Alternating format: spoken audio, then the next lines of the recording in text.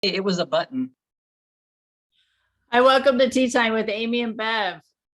Good morning. Hey there. How's it going today? Fabulous. So Bev and I have this thing.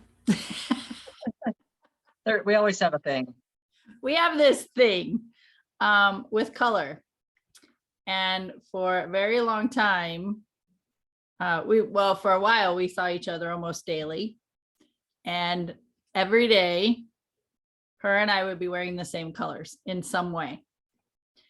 And I'd have to say that hasn't happened in a while, I think, or we haven't given any attention to it. I'd have to go back and look at videos because, but about 2 minutes before her and I hopped on here, before we started recording, she's like, "What's with the white thing?" Talking about my little cover up here, my little jacket. And I literally, like 2 minutes before her and I hopped on, I put this on because I have a window open, the breeze is coming in. I didn't want to get chilled during the recording. And so she has one on as well. And her necklace has, would you say red and purple in it? Red, purple, and turquoise. And I have this is actually a purple shirt that I have on. So anyway, here we are. We're vibing again with the colors. Yeah, I like this because it's this necklace because I'll actually put it in my lap a lot so you won't even see it on me, but it has sugilite in it. So I like the energies of sugilite, which is the purple color that we pick up. So And what does that do for you? What does the sudolite do? it just helps to keep you more, I guess, more open and receiving information. Just more, I want to say theta, but a lot of people don't understand theta, and it's just another wave that we exist in. Maybe more of a, anyways, it's a wave, because I was going to say it's not so much theta, because theta is where you get into before you go to sleep at night, just before you go to sleep, and then when you wake up in the morning, you're in that theta space, that in between space, that meditation space, all that stuff. And so for me, it helps just to kind of enhance that feeling, or and maybe it's more than, for me, it's just like just setting up, doing something. This is what I do every time, and I set my intentions into this is my mindset. This is how I'm going to feel. So I mean, gosh, we could go a million different directions with that, because I think we do that in a lot of ways. If someone does a tarot reading or card reading, a lot of times they'll have different things. Like I've got my crystal, it's a double pointed crystal, but it's great for communication. And I have blue on my stand, so that's communication. There's just so many different little things. If we have an awareness of ourselves, we'll recognize there's certain things that we do. Maybe when you're applying your makeup in the morning, you might lay things out a certain way. It's just like we're doing something every time with an intention towards it. Man, that's actually super huge if you think about it, because we can do that with every single thing, setting ourselves up. And I don't even set myself up as much as I guess I could. I think that's almost like having the awareness of your thoughts. I call it micromanaging your thoughts, right? We've talked about that. So micromanaging your thoughts, just being aware of what your thoughts are, so you can recognize, are they positive, negative, what triggered that thought, because then that thought creates an emotion, right? So I call it micromanaging your thoughts. Whereas setting intentions would be a hyper awareness. And the more you do it, so I say that using hyper aware, because when you start something new, it's you have to do it over and over and over for it to become a habit. So it's being hyper aware that you're setting the intentions within each moment of whatever you're doing, until it just becomes automatic. It becomes a way of your being. And I totally agree with that. Like I hear it. I get the reminders several times, and maybe that's why we're having this conversation, is setting the intentions with everything you do. And it just takes a quick moment. So what is the intention of you and I being here on this, right? I could set my intention prior to, you could set your intention prior to.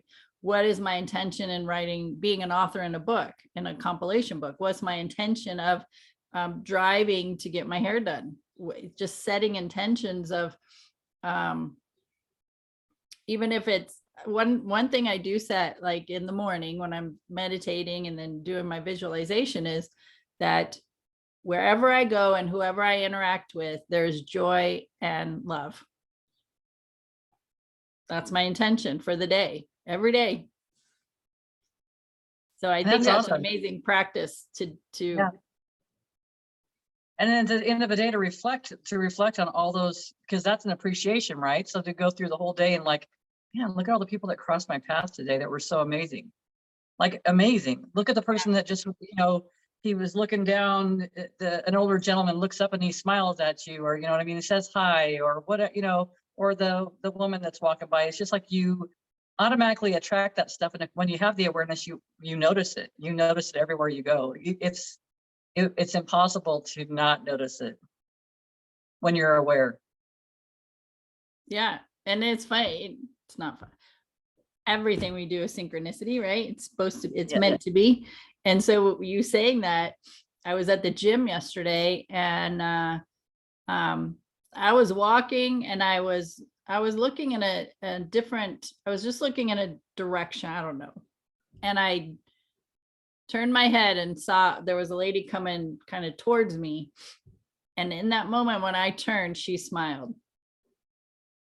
And of course, it's an acknowledgement, but it was also, I could have just kept looking off in the distance. I could have looked down. I could have been in my own head, not even seen her, not even acknowledged her, right? But we made eye contact. She smiled, I smiled. And that's a synchronicity. That's a divine moment. Yep. And then confirmation, right? Yeah. And then as we do these things, even with these intentions, the intention to wake up is being in a higher vibration, to be in that space all the time. And I've noticed when I'm in that higher vibration, when I go into a store, it's like you're walking by and it's like all of a sudden everyone just like turns to look at you. Like they're, and it's like, hi. Because it's that way. And it's the energy that you're putting out. It's the energy that you're vibrating to. It's interesting. We talk about confirmation, and confirmation, it's kind of valuable. I mean, I would say it's pretty valuable on a daily. And we don't have to have someone give us a pat on the back and say, hey, you're doing a great job. But I even had a client recently, and I'm talking to him, and this was my confirmation. I'm talking to him, and I feel like, and I'm sure a lot of people do, but just be you and speak your truth. And I'm speaking this stuff, and it's like, I'll be like, sometimes I'll be like, why did I even say that? And then I get my confirmation, right? But I'm in this conversation, I'm like talking to this person. I said, so if you went through abandonment or you do all this other things, you had this experience in your life, you might have these things. And I'm like, I don't know where this is going because it's not for me to know where it's going, right? And then at the end of the conversation, the person's getting ready to leave and she's like, oh, let me show you my sister, my baby sister. I've taken care of her forever. My mom left us at a young age. And it's like, it was such a confirmation. I was like, wow, those are little things that we get all the time. And that's for when you're trying to trust or you're learning to have confidence. These are all those little things that build that confidence. We don't need it outside of ourselves. We have it within ourselves. But it's an awareness or giving ourselves the attention to even notice that. Like to take the time to even notice that. It's awesome. I love confirmations. I get them like every day just from the universe. Just like, because mine's more associated with numbers. And so there's a couple particular numbers that when I see them, I'm like, okay, I'm on the right path, or thank you for the confirmation. But like you're saying, I mean, that happens to me frequently in conversations and in classes and workshops, right? When I'm teaching, and I just say some random name, like it's like if I say Aunt Beatrice or something like that, like I have nobody in my family with that name, but that name comes to me, and then a student will say, oh my gosh, I had an Aunt Beatrice, I'm like, whoa, right? So those confirmations are huge. Especially for those of us who are, have the intentions of building on our openness to the universe and that wisdom and knowledge and information that flows to us, that when we say something, just like you having that conversation, you're like, I don't know where I'm saying this or where it's coming. Well, you know where it's coming from. I don't know why I'm saying this thing or this word or using this story, but okay, apparently there's a reason, right? We know that. You and I, we were aware of that there's a reason why I'm saying these things. And then when the other person or people go, oh yeah, well, and confirm what you're saying, it's just like, it's what that does actually, it actually boosts your confidence. It's a confidence booster, because we don't always get feedback as teachers, speakers, or, authors, whatever. We don't always get the feedback from people, especially if you're in big groups, right? People will just, like, I've gone to functions where the speaker has, or the teacher has said something, but there's so many people, you're just like, dang, he's like talking right to me. How does he know about my life, right? We're identical in our experiences. But in smaller, more intimate groups, people will usually speak up. So it's having those confirmations. But again, like I said, that getting the confirmations just from the universe lights me up. Yeah. And it's all day. It's numbers, it's animals, there's so many different ways that it comes through. Always a song. Like, there's so many different ways that how it happens. And it's nice because even at this confirmation for me, the other person didn't have an awareness of putting 2 and 2 together. Right. So, which is fine. That again is just, that was for me. That wasn't for that person. It was for her. But when they're ready to hear that kind of stuff, then that's when they'll actually put 2 and 2 together. They'll have an understanding about it. So it's, for me, it was like huge. And it's like, and I do that all the time. And I think that we all do that all the time. But until you have that awareness of it, it just goes right by you. Yeah. So I get the awareness of it and I get to appreciate it. So when I appreciate it, I'm going to get more of it all day long. And it's this awareness place is such a wonderful place to be in. Even the families coming together, and doing things. And I've noticed different things, like I noticed things even yesterday, because we came together a little bit late for Easter because my granddaughter was in the hospital. So it's like, we came together yesterday, but it's like I noticed a few different little things and I wouldn't have had an awareness of it. And before I might have been like, well, you're doing this or you're doing this. And now I just sit back and I'm aware of it. I'm in that space of it. And I kind of see what the reactions are to everything like that. And then I'm asking my higher self, how can I show up best for my grandkids and my children? Because even they're grown up, it's not for me to go in and fix them because there's nobody who's broken. They're not broken. They're just on their journey. So for me, it's such a huge thing, because before I would have been like, hey, listen, you didn't notice this, but this is what you were doing. Right. And that feels bad. If someone would have came to me when I was younger, their age, and raising my kids, I would have said, fuck you. Yeah. I would have, and I'm sure I have. And that would have been the end of the conversation, and I wouldn't have gained nothing more, because I would have taken a defense to it. And I didn't want to bring that forward to bring a defense. And it was just, maybe it was for nobody else other than myself, because the one that I can be that change. So I can see it. I can have a glimpse of the problem, or what I might perceive as a problem, but immediately all kinds of solutions are popping up.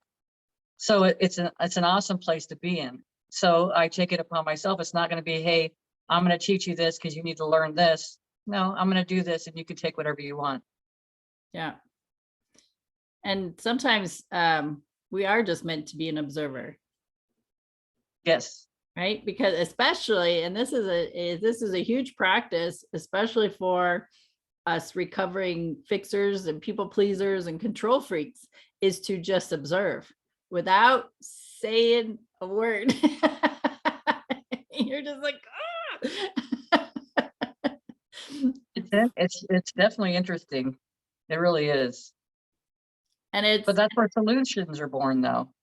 Yes. And it's also, you learn so much by being an observer. You learn so much, not only about what you're seeing and witnessing, but when you are seeing that, externally, seeing these situations or people interacting or the conversations being had, the words being used, the reactions or responses, the interactions, like just witnessing that. And then when you are witnessing it, you tune into yourself and you can feel like, is there an angst? Is there a trigger? Is there some uncomfortable emotion starting to come up, and sitting with that, observing and sitting with that within yourself to recognize, oh, this is how I'm showing up. And I'm not even in the conversation. I'm not even a part of the situation, but this is how I'm showing up and it's uncomfortable. And then we Yeah. go into, if you want to go, deeper, is then it may not be in that moment, but at some point go deeper into what was it that I was seeing that was making me uncomfortable, even though I wasn't even a part of it. I was just observing. And then also when it comes to being your kids and your grandkids, that they're a direct representative of yourself in so many Yes. ways. So I also know a lot of these ways that they're handling things were the ways that I handled things then. It's saying that it's interesting. It's almost like you're like seeing a past version of yourself, honestly, And at that exact moment. with you saying that, to me, it's almost like being able to see that, Mhm. recognize that you were the influence of it, Yes, allowing forgiveness for yourself for being that exactly. way at that time. Exactly. That's where I was going to go with it. Because when you're in that space and in your quiet, like you said, when you're the observer, you recognize so many different things, and you recognize, like you said, you might feel the angst, or it's like, and what I recognize is like, oh, that's probably came from me. I probably used to talk that way. I probably used to handle situations that way. I mean, I noticed a lot, and it's like, and I'm asking my kids for forgiveness. I don't say it verbally, but I'll say I'm sorry, like, to them from my energy. And then I send out love, but I also then do the same thing for myself. I forgive myself because, again, we can go back to what we've mentioned a million times, and I have to constantly remind myself, is like, pat myself on the back, because I'm now at this space where I can look back and see that and not take defense to it. Well, I was doing it because of this, or I was doing it because of that, or it has nothing to do with any of that stuff. Now I can look at it from a space of love, and I can move beyond it. And really, that's only the reason that these triggers show up, is so we don't carry it any further. It doesn't need to be carried on any longer. And then when we heal these things, we heal them within our family, our whole ancestry. We heal it from everywhere. I can't remember. It's interesting. I'll ask the kids, and I'm around Brianne a little bit more, so I'll ask her things. And she was with my mom a lot, and she'll say, "Oh gosh, didn't you remember Grandma did this and Grandma did that?" And it's like, I don't remember any of that. Like, I don't remember paying attention to that. But then I also recognize what were the energies that she was around all the time. Who did she surround herself with? Because that would be a like energy in a lot of ways. So it would be a representation of that person in so many ways. So it's been interesting because I've been processing this stuff, and it's like, wow, I never even thought. And I don't look at it as my mom was being bad. That was the energy that she was in. So then I have like a window that I can look into and see, this is where some of these behaviors of mine have came through. Well, guess what? I don't need them anymore. I no longer need them. I'm looking for more, to be open, and my heart to be so open and be able to flow through life and have an understanding of things, instead of being a victim or trying to take it on as mine. And maybe that's a victim, maybe that's the same thing, but feeling like I've done something wrong or personal, all these things, all these emotions that happen at that moment. It is it's amazing to be able to flow through a lot of this stuff with awareness.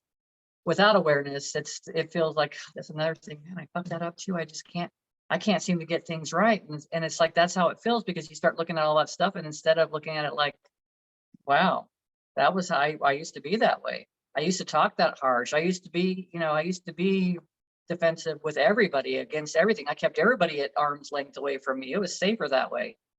Not anymore, because I'm safer this way. I don't have to protect myself from anything. Yeah. And that's an awesome observation of self, is like, what do I need to be protected from? Right? We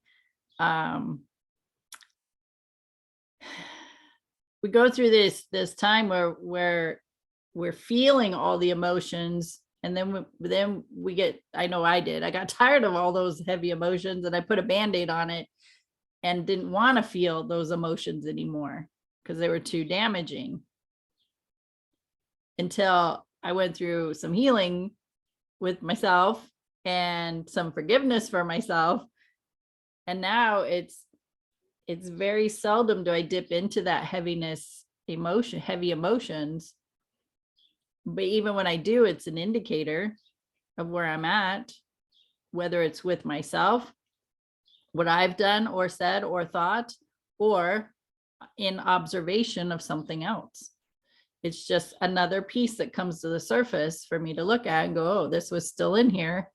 It's still residing in me. Now I can let this go. It's coming to the surface for a reason, so I can let this go. And when we're doing that, we don't need to protect ourselves anymore. Right? That Band-Aid, which was alcohol, was protecting me. It was protecting me from having to feel those heavy emotions. But when I sat with those emotions and recognized where they were coming from, why they were showing up, why I was harboring him, you know, asking all the questions, and knowing that, you know, some of it was generational practices that were handed down and I got. And so part of that was pushing the emotions down, suck it up, put your big girl panties on, keep going. But now I got all this chaotic emotions going on in my body. I don't know what to do with it other than just keep pushing it down. And yeah, when we take the time to do some healing around that, like that heals energy of generations and ancestors, and yeah, it's a great thing to do. Everything. Yeah, it feels like it heals everything, because we've talked about that too, how we can be such an effect to everything around us. And it's letting go of the attachment to the emotion. And because I've noticed that there's been attachment to emotions and stuff, and it's not even necessary. It's just being in that space. And the only way that I know how to be there is by being present. Yeah. And then I don't spend as much time. I'll catch myself starting to spiral. I'll catch myself starting to be on that hamster wheel. I'll catch you know what I mean? I catch it like almost immediately. And it's like, oh, okay, I see what you're doing to yourself, girl. I see what you're doing. Mm-hmm. You might want to step back and take a look at that. Because it's true. But you know, that's true. But a lot of the stuff, a lot of these emotions, a lot of these past habits, until we have an awareness, we don't even know that we're doing those things. We don't even realize it's a pattern. We don't even realize, I mean, there's just a whole lot of like just total unawareness, really. I probably lived like at least a good 40, 45 years of total unawareness. Right. Maybe a little bit before that. Maybe I started coming through a little bit before that, but really. And it's like you take off, it's like I had these glasses on that were like looking at things from a defensive place. And it's like, now those are down. Now, you know, I'm taking off these and I'm looking at it through a victim space, you know, all these things that are so not us. It's just, that's not what we came here, but it's like we've been guided into those places. We were birthed into this environment that's where what was existing. And now we're at the frontier of it all. And we're like paving the way, like, this is it. I no longer want to feel these ways. I get to feel happy.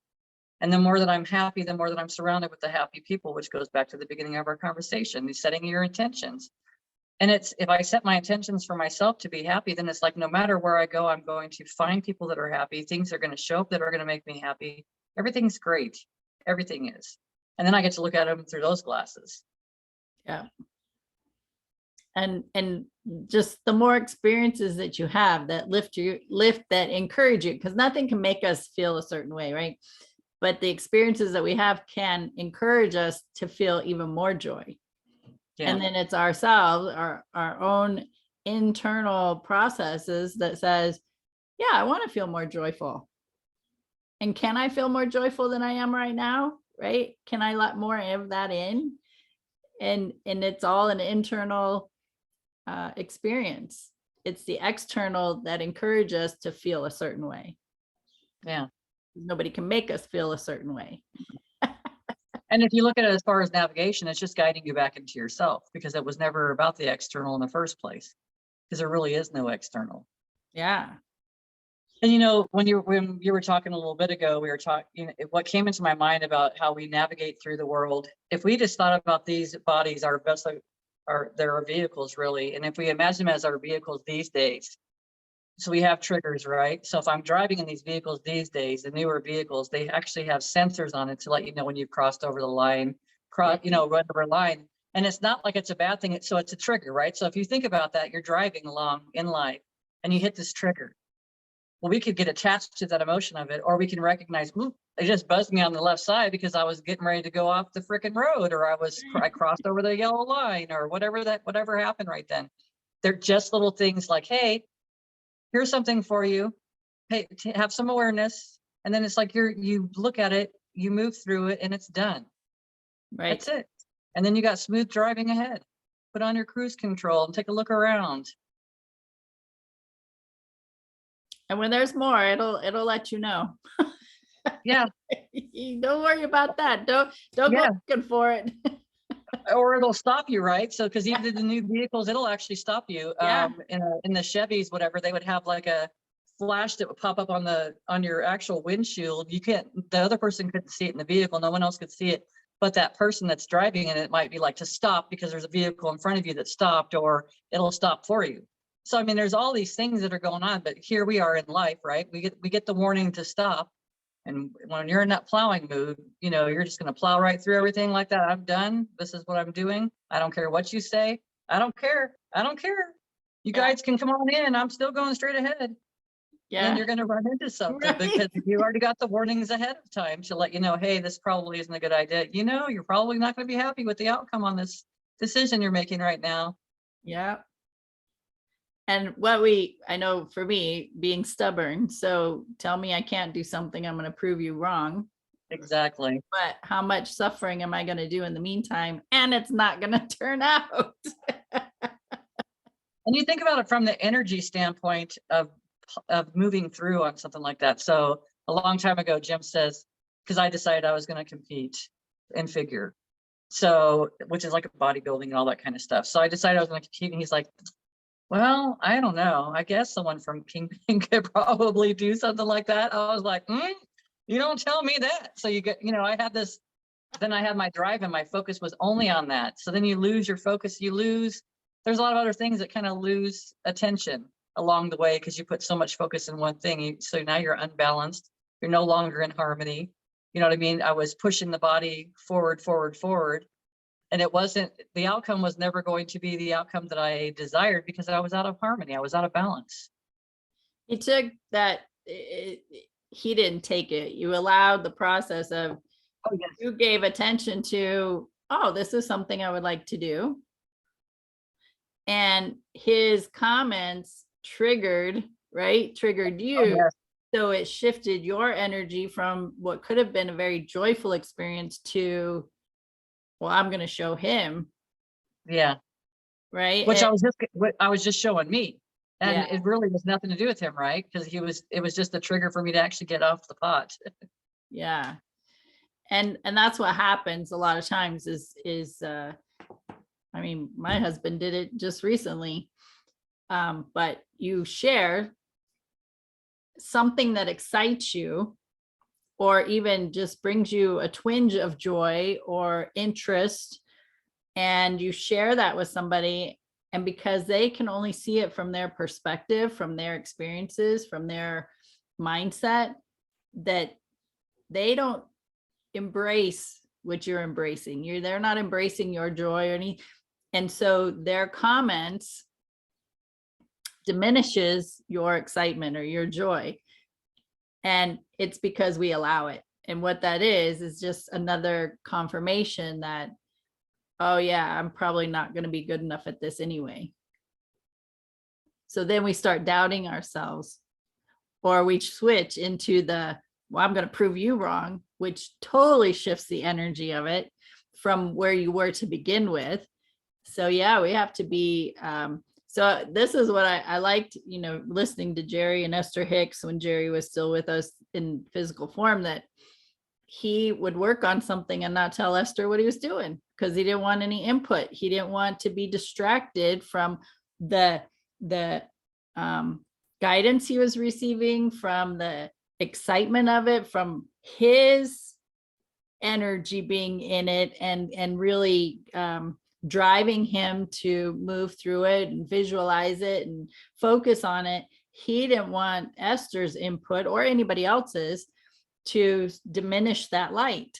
And so he wouldn't share what he was doing. He would work on it in quiet, and she would leave him alone. And if she asked, he's like, you know, don't worry about it right now. He wouldn't even share with anything with her until he was ready to basically like birth it, you know, here it is. And it's happening already because I've already given so much attention and focus to it without any external noise distracting me.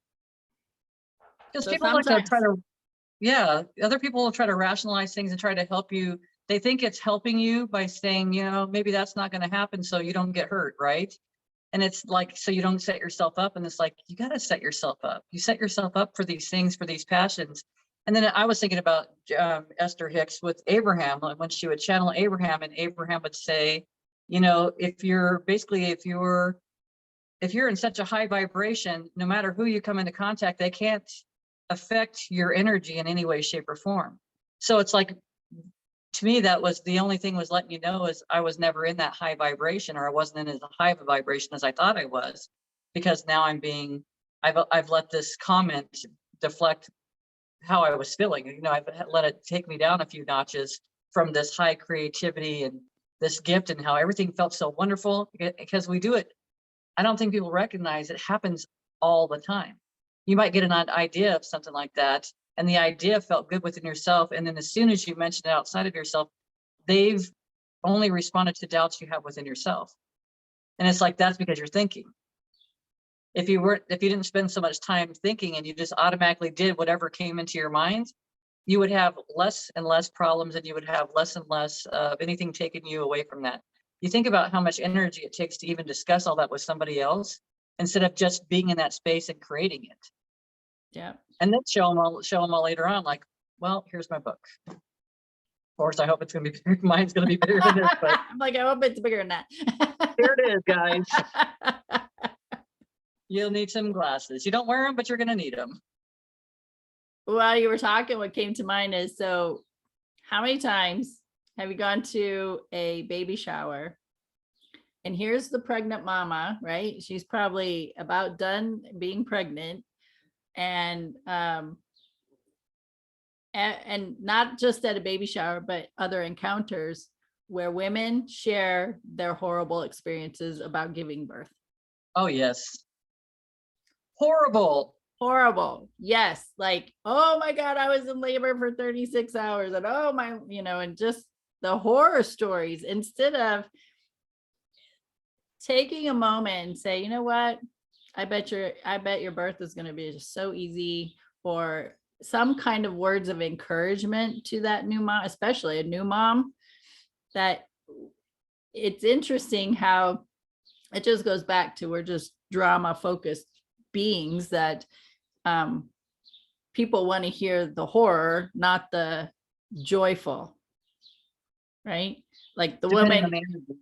Yeah, depending on the energy that individual's in, yes. Yeah. So not, you know, the woman who couldn't even make it out of the taxi cab to the emergency room and had the baby right there, like, because it came so fast. No, we got to share the horrific things because we're so drama filled. And so, you know, and it's like really just taking a breath and visualizing that this new mama is going to have an amazing and easy time, and everything's going to be healthy, and just breathing life, breathing encouragement, breathing love into her, instead of your trauma, your traumatic experience. And you think about it, it's subliminal messages. You're giving subliminal messages the whole time. Yeah. You know, as you were saying that, I'm thinking about that, because it's like, as soon as you have that bad experience, or someone else starts talking to you about a book, well, yeah, when I was writing a book, and then it starts putting doubts, it subliminally puts messages into that person, when we could be doing the opposite, right? We could still be giving them subliminal messages, but in an encouraging way, because that puts a spark in that person. And we're creators. We can create anything, and we create everything around us. Yeah. So it's like surrounding yourself with people that are helping to uplift and raise the vibration, not somebody that's helping to take it down, even though they think they're being helpful. I've been helpful that way before too, and I don't need to be helpful that way anymore. Yeah. And that way, like, you know, practical, you really need to think this through, because that's how it was presented to me in a lot of ways. And that's how we break these patterns. It's just like we talked about it a little bit ago. It's the awareness that there is even a pattern. having an awareness of it. So it's like, I don't have to do that anymore. That doesn't make any sense. Why would I? That doesn't even feel good. But to realize that we've been receiving subliminal messages our whole lives. Yep. Everything you listen to, your songs, like everything, and we can call it energy because we've talked about that. But to me, subliminal messages really kind of hits home because it's like it's been going on forever in our commercials and our TVs and our movies and our music and our teachers and our, everything that's around us. And it's like, how are you affecting your own energy? How are you raising your vibration, or how are you lowering it? And a lot of those you're actually aware that you're hearing it or seeing it. Yeah. And then not knowing, because I mean, really, I didn't know this. I had a choice of what I gave my attention to. And because I was so programmed into the drama side, the trauma side, the those crazy intense stories, that's where my attention went. That's where my focus was. And that's what I got more of.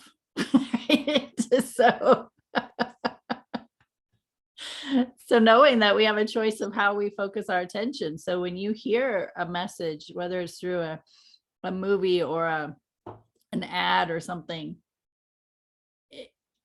I seriously used to get very perturbed with certain commercials. And now I'm just like, you know what? Sending love and light. Somebody may need to use that for a short amount of time until they can get themselves, their body in alignment with themselves and in a better way. Yeah. Right? More gentle and loving and kind, compassionate way. And so just send the love and release it, instead of stewing about it and getting angry about it or even frustrated or irritated about it. It's just like, take a breath, because I'm the one suffering if I'm going to hang on to it. Yeah. Because you're the magnet for that more energy like this. You're like, hey, I'm going to push against that. That means I want more of it because I'm putting so much energy to push it away from me. Right. Bring it on. Bring it on. And when you're pushing against, you have to have an equal force coming back at you, right? So more is going to come. I'm pushing, more is going to come.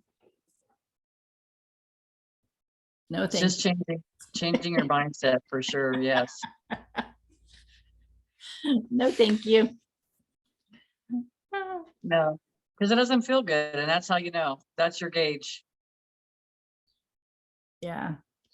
I was at the bank recently, and the gentleman who helped me with my account, we were talking, and he was asking me, because it was over my business account, and he's asking me what I do, and I was sharing it with him, and he was telling about his upbringing, and his parents were all in the the meditation and all that stuff. So he was very aware of all that, and he told me, he's like, have you ever listen to the pale P-A-L-E pale blue dot? And I was like, nope. He's like, you need to look that up. So I did the other day. I actually shared it on Facebook, but yesterday, but I looked it up, and it just talks about that, here's Earth, and from space, apparently it's blue, and that this, like, one person on this huge planet believing that they have so much importance and so much control and so much, and this was written like years ago.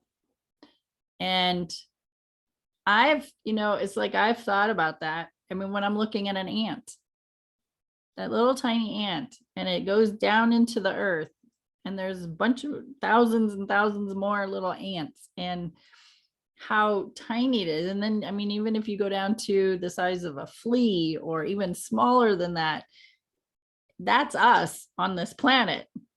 And we think that we're all that because we're human, and we have the ability to think and do and be creative. And how are we using our own energy and forces to be and do better for the planet? So I would recommend listening to it because it's very interesting in providing the perspective of this one person on this huge planet. So crazy. It's crazy when we look, when it puts things in perspective for sure, to kind of get an idea. And then it also takes away the power or the energy of that person that thinks that they have all this control, that has been allowed to have all this control. It's like it doesn't have to even be that way. But people have to go along their journeys themselves. This is part of their journey to figure that out. A lot of the things that come to me is, first of all, eliminating TV. I haven't watched TV for a couple of years. It's been a few years. It's probably actually getting more into the threes. I just haven't watched it, so I don't get the commercials. I don't get all the stuff. Now I watch some shows and stuff like that, and I'll be particular about that. And if it's something that doesn't feel good or it's, whatever, I'll just turn it off. Also, the other thing is to I've noticed a lot of songs. Like there's a lot of songs that I've always listened to and I like the words, and I'll catch myself like singing the song, and then I don't got the words, they're not coming out right. And then I listen to the words and it's like, yeah, because my higher self is like, you don't need to be singing that. So I've actually gone through and a lot of times if it's a song that I like the tones of and everything else, I'll actually change the words. So changing the words. So I feel like a lot of things when I do that, I feel like that's a process of other people being able to start changing the words of new songs that come out to where they're actually not kind of contradicting each other. Because you can listen to a lot of these songs and they really are, it's like you're playing tug of war with yourself. You're saying all these words about being rich and then being poor at the same time. It's like it's pulling you back and forth about being in love, but not being good enough. And he can't look at you, all this other stuff. It's like, it's kind of crazy, the stuff that we put into our experience on a daily basis. And you don't notice it until you start looking at the stuff and you start hearing the words, let alone the music tones themselves, because they've changed tones over years to affect us differently, to keep us more separate. I take that onto a different level now, because I could say they were keeping us separate. I could say they, the quotation marks, were keeping us separate, but now we're learning that there is no they. It's all us. We're all connected, and it's whatever we choose to put our energy into or not put our energy into, which gives us so much more control without being controlling at the same time. Right. Yeah. Which is interesting because it seems like it just seems different, but it's just an effortless thing. Just like having an awareness is changing your awareness from the way that my thoughts used to be to the way they are now. And it was just a little bit of awareness, like, oh, doing it again. What can my thoughts be different than that? How can I feel better right now? So, and then listening for the guidance. And believe me, it didn't take, if you guys watched our videos from the beginning, you guys would know, like I wasn't there. I had glimpses of this stuff. So I'd have ideas of this stuff. And the more that I've been in this place, the better it feels, like all the time. The downs aren't down that for very long anymore. They're short-lived because I don't need to spend time in it. Right. I don't need to have an attachment to the emotion anymore. I feel the emotions. And feel the emotions, because we're feeling beings. We have emotions. They're there for us to feel. But also they're indicators. Our emotions are indicators. So if you feel sad, okay, feel sad. Recognize you're feeling sad, and what can I do to shift that energy and feel a little better? And if you want to do the deep dive, then recognize what's making you sad, or what's encouraging you to feel sad. What thoughts are you having? And you know what? A lot of the thoughts that we have are lies. Yes. They are. They're just lies. It's the unwavering, willy-nilly thoughts that were actually created from earlier in our years. And we just let them play. But the more they play, the more we believe them. And then we feel that, right? We feel that whatever we're thinking. And so it's just, take the time to journal about or inquire about yourself and where these thoughts are stemming from. And then, a question also you can ask, and this is from Byron Katie, is it true? Is it true? Probably 99.999% of those lies are not true, obviously. Yeah. So walk it through. So if say something, give an example. I So, understand, but I feel like other people wouldn't understand, because I do understand this, because it is huge. well, one thought that I had for a long time, because I was so deep in depression, was that people would be better off if I wasn't around. That's heavy. And that keeps you in depression. And what it was is I was focusing on the people outside of me. I wasn't focused on me.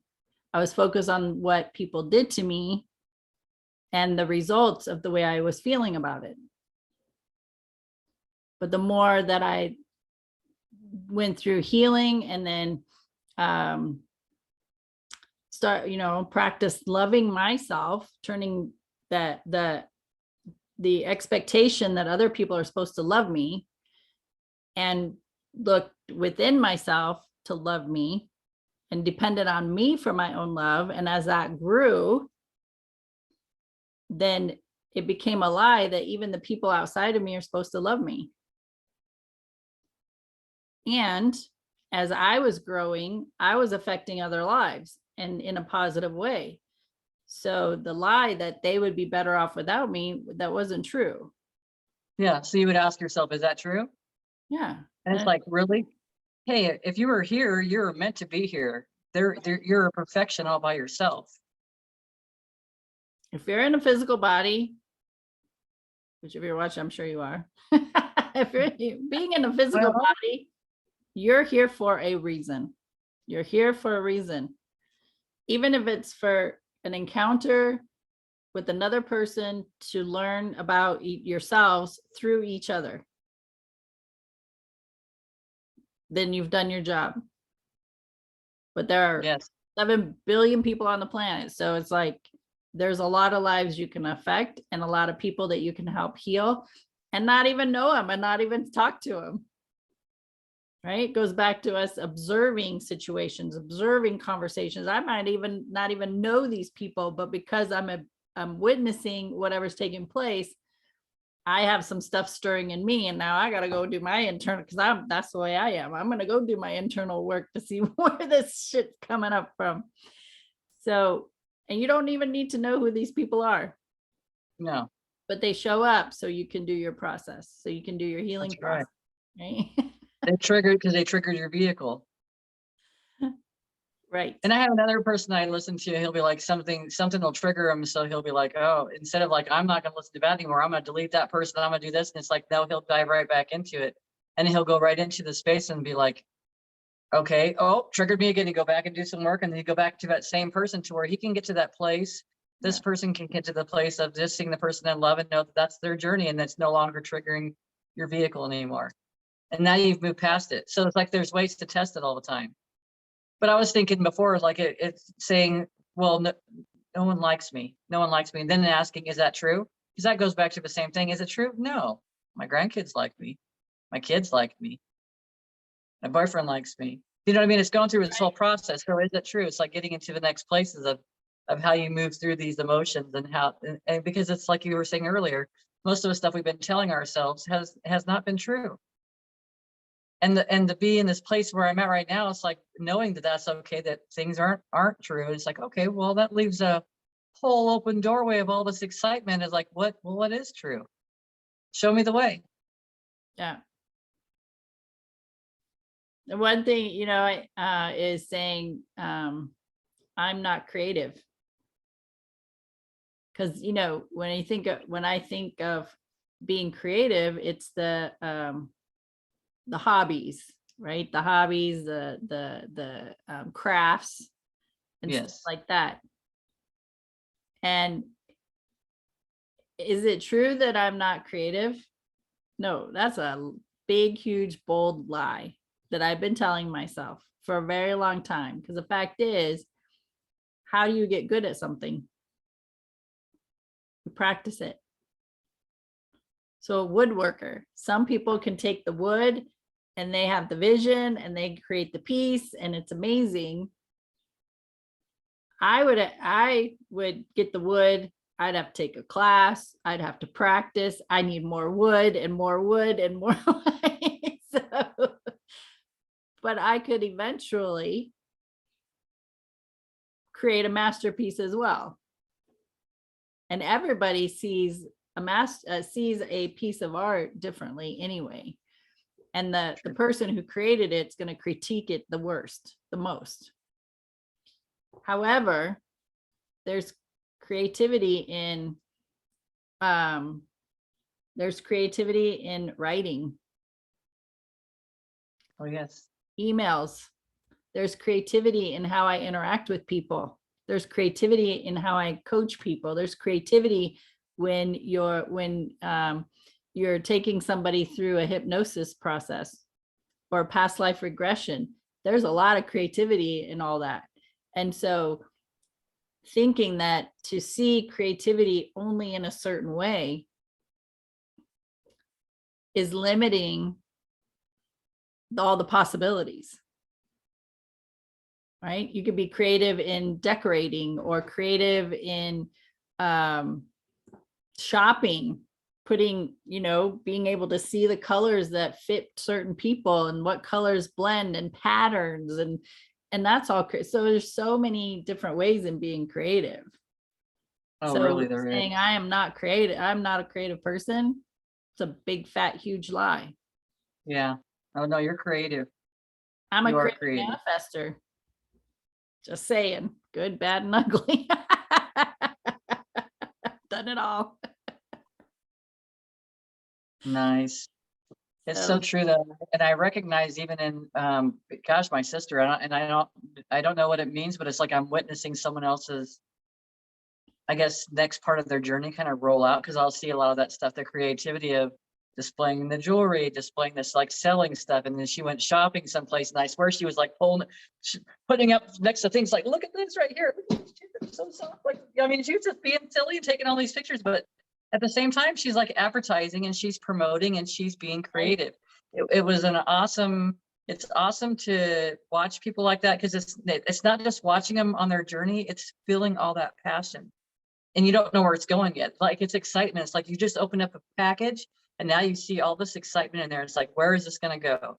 Because it's so crazy. That's the whole process of enjoying the journey, because we don't know we might have an idea of the things that we want to do, or kind of what drives us. And some people really do know what they want to do. They have such a passion because they all of a sudden got on the right train track, right? And they know exactly where they're headed, period. There's no stopping them. They're going full steam ahead. And for me, I've got so many different things. Well, I'm going to go ahead and grab that and throw that on the train. This is going to come on the train. And then we're going to see how this plays out later on. And then eventually I'll probably get on my own little track that I'm full steam ahead like that. I know this is exactly what I'm doing. You can throw another track there, but it's like, I'll just wave at you and smile and continue on. And on our rides, right? There are going to be people that get on the ride that you don't want them on the ride, but they're on the ride for a reason. That's right. That's right. And there's others you're going to learn from. There's others that are going to encourage you even more in the direction you're going. There's just, it's allowing the people that you come into not even necessarily contact with, but in your immediate environment, that they're there for a reason. And what are you going to do with the information? And that's what it is, gathering information. So what are you going to choose to do with the information that you get from the people that come into your experience?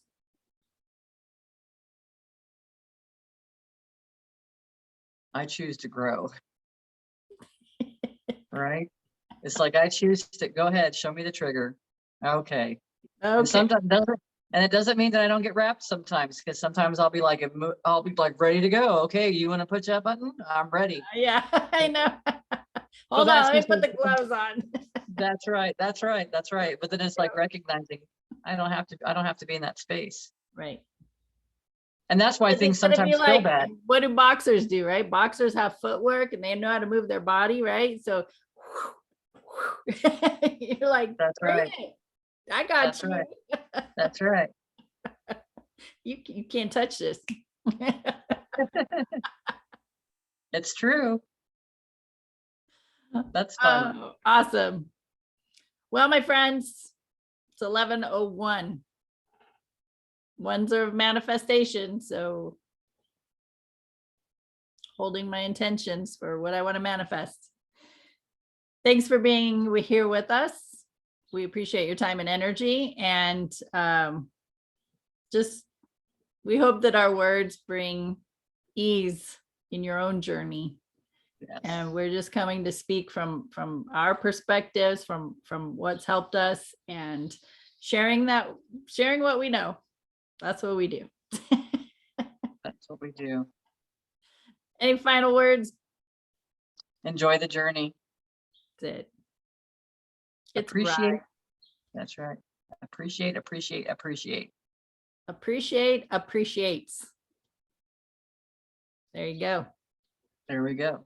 All right, my friends, enjoy your week. Make it amazing, and we will see you next time. Bye.